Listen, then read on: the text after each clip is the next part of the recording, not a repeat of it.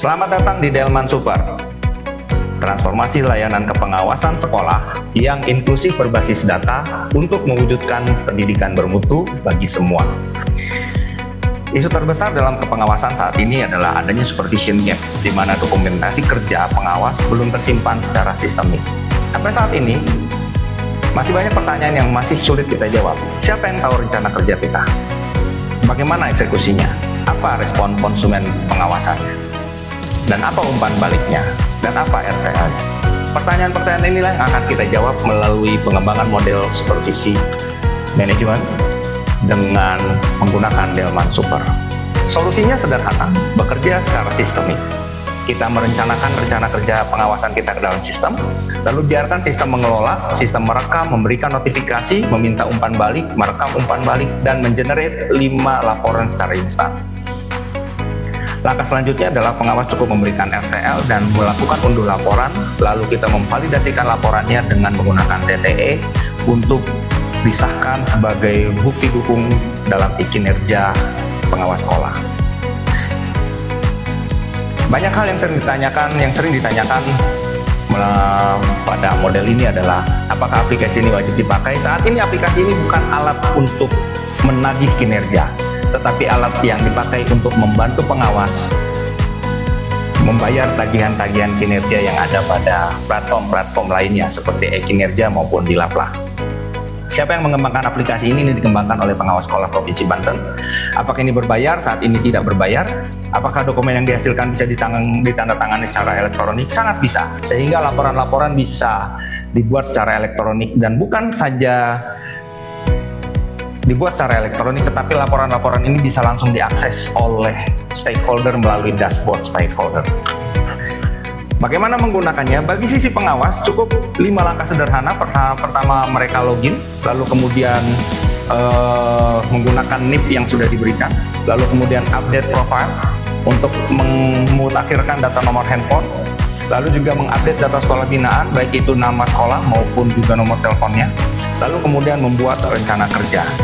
Karena pengawas sekolah saat ini menggunakan 3 RHK, yaitu RHK 1, RHK 2, dan RHK 3. Bisnis prosesnya sederhana, pengawas sekolah membuat rencana kerja, lalu sistem akan mengirimkan tautan WhatsApp kepada kepala sekolah, lalu kepala sekolah merespon tautan tersebut untuk sebagai jawaban atas kedatangan kepala sekolah, lalu kemudian pengawas menyusun RTL atas pelayanan yang sudah diberikan, lalu kemudian pengawas sudah bisa mendownload 5 bukti dukung e-kinerja sebagai bukti bahwa pengawas tersebut telah melakukan kinerja yang sebaiknya. Ini adalah halaman loginnya. Lalu kemudian pengawas bisa menginput rencana. Di sana diminta bulan apa akan datang, nama program kerjanya apa, masuk ke RHK berapa, lalu jenis programnya apa, aspek rapot pendidikan yang diintervensi apa, dan sekolah yang diintervensi sekolah apa saja. Lalu setelah rencana dibuat, maka kepala sekolah akan menerima pesan WhatsApp yang menyampaikan bahwa kapan seorang pengawas bernama siapa akan melakukan apa, dan juga sistem akan memberikan link umpan balik yang perlu diisi. Bila mana link ini diklik, maka kepala sekolah akan diminta untuk mengisi tanggal kedatangan pengawas. Juga akan diminta bagaimana penguasaan materi dan beberapa pertanyaan kuesioner lainnya, dan diakhiri dengan sistem akan meminta bukti dukung berupa foto yang menunjukkan bahwa pengawas ada di lokasi. Setelah itu semua dilakukan oleh kepala sekolah, maka pengawas sekolah sudah bisa melakukan download kinerja pengawas, sehingga bisa mengetahui bagaimana rencana kerjanya, bagaimana umpan baliknya, bagaimana persepsi kinerja menurut kepala sekolah, termasuk juga bagaimana rapat-rapat pendidikan yang sudah diintervensi oleh pengawas. Seperti yang disampaikan, bukti-bukti dukung yang diupload oleh sekolah tadi sudah bisa di-download sebagai bukti kinerja pengawas melalui halaman dokumentasi pengawasan, dan juga saran-saran perbaikan yang disampaikan oleh sekolah juga sudah bisa di-download sebagai dokumen terpisah, dan kebutuhan layanan yang dibutuhkan oleh sekolah juga sudah bisa di-download melalui menu list layanan yang dibutuhkan. Secara sederhana, sistem ini akan mempermudah kerja pengawas dalam hal melaporkan kinerjanya, karena pengawas cukup melakukan 2 kali input, yaitu menginput rencana kerja dan juga menginput rencana tindak lanjut.